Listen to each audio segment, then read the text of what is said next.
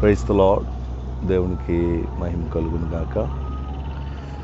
ఈరోజు రాజస్థాన్ నుంచి మహారాష్ట్రకి వెళ్ళడానికి మేము ప్రయాణం ప్రారంభించాం. మార్గ మధ్యలో ఉన్నాం. ఇప్పుడు మధ్యప్రదేశ్లో ఉన్నాం. ఇక్కడ ఒక టోల్ గేట్ ఉంటే టోల్ గేట్ దగ్గర ఆగినాం. దాదాపుగా 10 కావస్తూ ఉంది. ఉదయం 10 గంటల నుంచి మేము జర్నీ చేస్తూనే ఉన్నాం. ఉదయం 10 గంటలకి మేము టిఫిన్ చేసినాం. మరలా మధ్యాహ్నం లంచ్ కూడా చేయలేదు. ఎక్కడ ఆగడం కుదరలేదు. ఇప్పుడే ఇదిగో మీరు చూస్తున్నారు, ఇక్కడ ఒక చిన్న ఇల్లు, పాడైపోయిన ఇల్లు లాంటిది ఒకటి ఉంది. ఇక్కడ ఒక హోటల్ ఉంటే వీరిని అడిగినాం.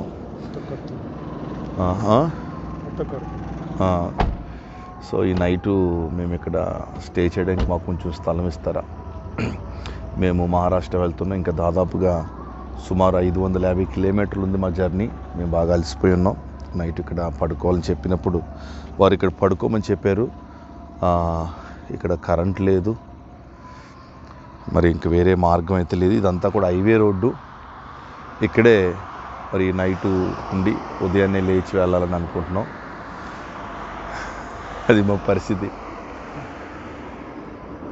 అక్కడ లోపల చీకట్లో ఉదయం ఉన్నాడు.